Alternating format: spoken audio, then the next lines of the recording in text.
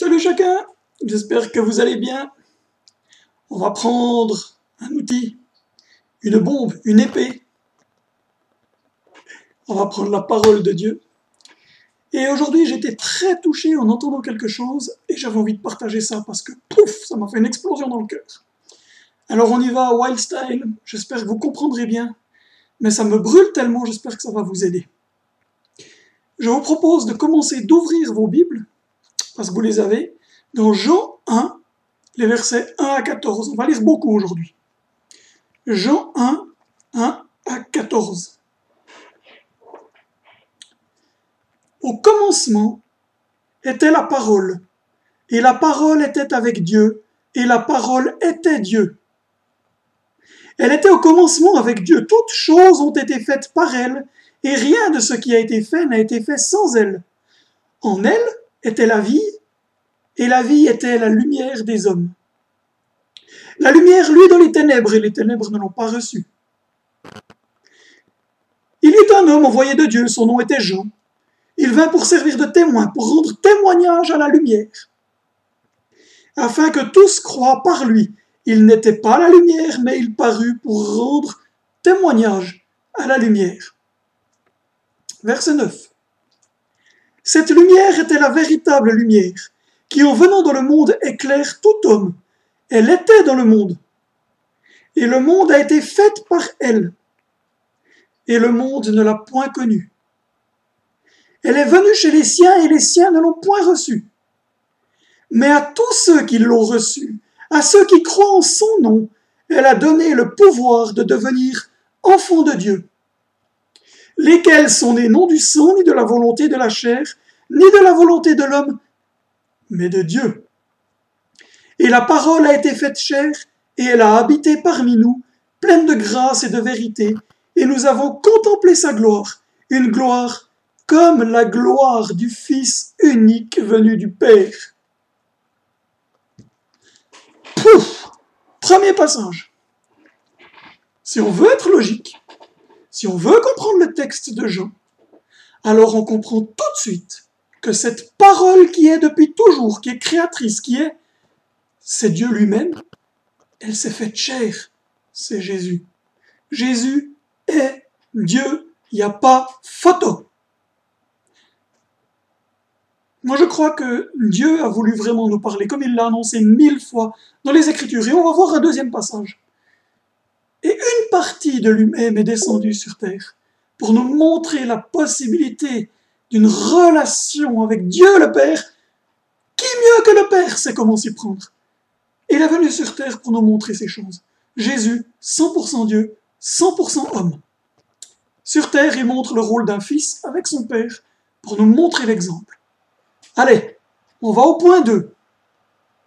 Ésaïe 9, verset 5. Je crois certaines traductions, c'est Ésaïe 9, verset 6 ou 7, un truc dans le genre. Bref, Ésaïe 9, verset 5.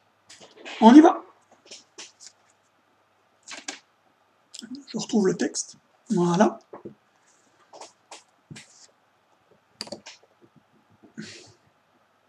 Vous êtes prêts?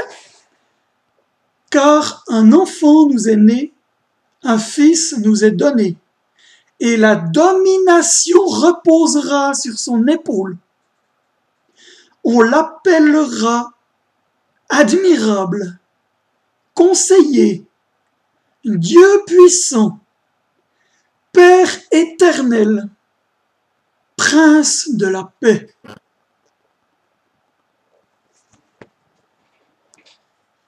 Il y a un fils qui va venir, puis il aura toute autorité, on l'appellera même Dieu. Punaise, quand je vois ce texte, c'est tellement extraordinaire. La domination qui reposera sur son épaule. Conseiller, Dieu puissant. Oh. Hey, Jésus, c'est Dieu. Jésus venant sur terre nous montre la relation du Fils. Et en même temps, on dit qu'il est Père éternel. Je sais pas, mais moi, ça me secoue au plus profond de mes tripes. Sérieusement. Sinon, j'aurais pas fait cette vidéo, tellement je suis touché par ça. Maintenant, on va voir un autre point qui devient intéressant dans les jours actuels. Et on va ouvrir nos Bibles dans Matthieu 24. Les versets 23 à 24. Matthieu 24, les versets 23 à 24. Vous êtes prêts? Si quelqu'un vous dit alors, le Messie est ici, ou il est là, ne le croyez pas, car il s'élèvera de faux Christ, donc de faux Messie, et de faux prophètes, puisque Christos, c'est le mot pour Messie, messianique, en hébreu Mashiach. Alors ceux qui veulent jouer les Messies, les ouins, les envoyés. Ok? Ils feront de grands prodiges et des miracles au point de séduire, s'il était possible, même les élus. Certains n'en font pas, mais il y en a qui se prennent pour les envoyés et les Messies.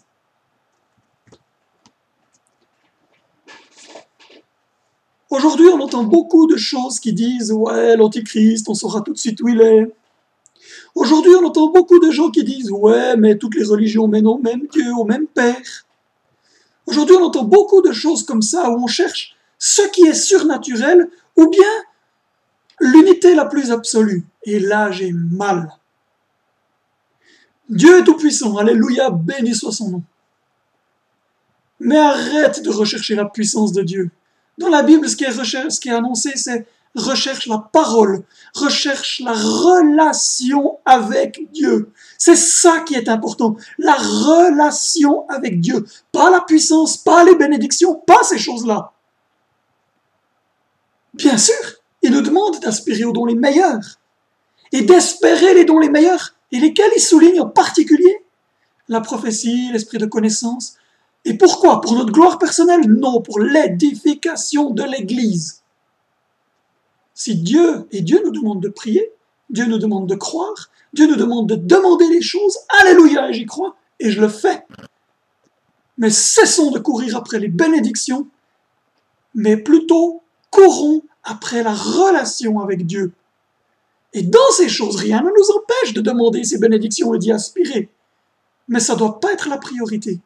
Et quand Dieu nous offre une bénédiction comme sa parole l'indique, alléluia, béni soit son nom. Mais ce qui est important, c'est de rechercher Dieu, pas la bénédiction. Quand on va au soleil, on ne va pas au rayon. On ne reste pas à la maison en disant « Ouah, je veux bronzer » et je regarde les rayons qui passent. Non, je vais au soleil, je m'imbibe du soleil. C'est comme ça que je bronze, ou que j'ai chaud, ou que je désire quelque chose d'autre. Que la lumière fasse du bien à ma peau, c'est pas en restant dedans, c'est en allant dehors. Avec Dieu, c'est la même chose. On veut vivre des choses extraordinaires, on a tendance à vouloir courir après l'extraordinaire plutôt qu'après Dieu. Dieu est extraordinaire et nous demande de demander ces choses. Mais si ces choses priment, ça joue pas.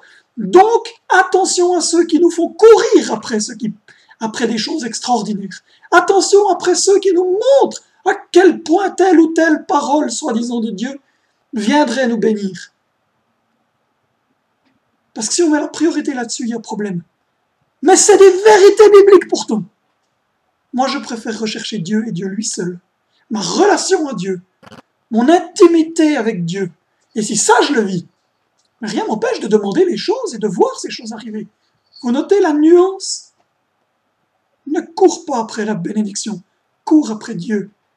Ça, c'est quand même sacrément différent. Et Dieu est bon, et il veut bénir, et je crois à ces choses. Ok? Mais en même temps, il y en a d'autres qui vont annoncer qu'ils sont eux-mêmes des envoyés.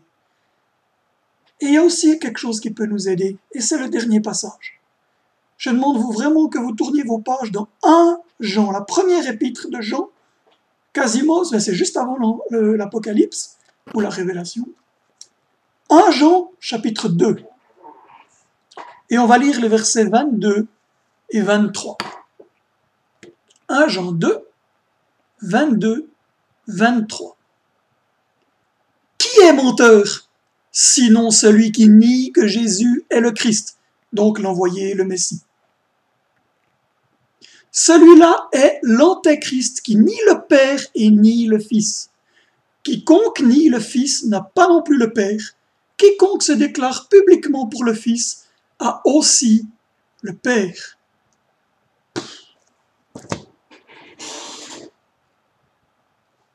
Si tu as le Fils, tu as le Père. Si tu as le Père, tu as le Fils. Jésus dans la Bible, quand ses disciples lui disent « Eh, mais montre-nous le Père », qu'est-ce qu'il leur répond? « Quoi? Vous m'avez, moi, vous m'avez vu. Si vous m'avez vu, vous avez vu le Père. Dois-je encore vous le montrer? Vous n'avez pas compris. Je paraphrase. Mais il leur dit, vous m'avez vu, vous avez vu le Père. Si on nie le Fils, alors on nie le Père. Le Père et le Fils sont un. Un rôle particulier parce que nous en avons besoin. Mais j'aimerais tellement qu'on comprenne aussi que si quelqu'un se dit envoyé de Dieu et qu'il rejette le Fils, il est antéchrist. C'est aussi clair que ça. La Bible dit, et la Bible est la parole de Dieu, et cette parole a été faite chair, elle est vérité, et ça, c'est la vérité. Je parle sec tellement je suis travaillé de l'intérieur. Je vais dire quelque chose. L'islam nie le Fils. Clair et net. Ils n'ont donc pas le même Dieu. C'est une réalité absolue. Non, nous n'avons pas le même Dieu que l'islam. Il y en a d'autres qui le disent. Il y a plein d'autres religions qui le disent ou des faits. La parole, elle est claire. Ancienne alliance, nouvelle alliance, elle se confirme.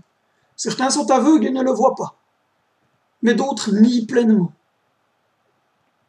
Et quand on regarde l'histoire, on voit que, même théologiquement parlant, si j'ose dire, toute la première partie de la Bible est tellement rejetée par beaucoup. C'est une grave erreur. Parce que Jésus est venu accomplir. Il est venu enseigner ce qui était annoncé pour nous permettre de comprendre. Mais aujourd'hui, tu veux avoir un coup de main pour savoir en tout cas avec certitude ce qu'est l'Antéchrist. C'est si tu nies le Père. Et donc, si tu nies le Fils, pardon. Alors tu nies le Père. Le Messie, c'est celui qui est envoyé de Dieu. Celui qui est envoyé de Dieu. Pas celui qui est choisi éventuellement quelque part pour. Il est envoyé de Dieu, par Dieu, pour. Yeshua, Jésus, est le Messie. Il est Fils de Dieu sur terre pour nous montrer la révélation du Père, mais il est 100% Dieu parce que c'est lui-même qui est venu, plein d'amour, nous montrer à quel point il est le Messie qui était annoncé. Et on l'a vu dans Ésaïe. Et on peut voir encore plein d'autres passages. J'aimerais vous laisser sur ce. Et aussi attention avec l'islam. L'islam nie le Fils très clairement. C'est écrit sur bien des mosquées. Et c'est écrit aussi quelque part dans le Coran. Là, j'avoue que je ne peux pas vous dire où. Mais je le sais avec certitude. C'est « il n'a pas de fils ». C'est écrit, il n'y a pas photo. J'espère que ça vous a aidé. J'espère que ça vous motive aussi à adorer le seul vrai Dieu. Le Dieu qui, depuis le commencement de la Bible, le Dieu d'Abraham, d'Isaac et de Jacob, celui qui est venu aujourd'hui et qui, nous, païens du monde, il est venu nous chercher également pour nous attacher aux promesses faites à son peuple. Et pour ceux qui sont en lui. Mais quelle grâce et quel amour l'Éternel a eu pour nous. Mais béni soit ton nom éternel pour cet amour extraordinaire, pour ta révélation qui nous conduit, pour la paix que tu nous donnes, pour les coups de main que tu nous offres pour aller de l'avant. Vraiment, Père éternel, je te bénis, je loue ton saint nom et je te glorifie. Louange et gloire à toi, Tout-Puissant. Touche aussi les personnes au travers de cette vidéo, que ce qu'ils n'ont pas besoin de savoir soit effacé, que ce qu'ils ont besoin de recevoir puisse les toucher. Aide, Père éternel, fais le tri comme les chrétiens de Béry qui observaient ce que la parole disait. Permets que les choses soient justes pour la gloire de ton nom. Louange à toi, éternel. Amen. Je vous bénis.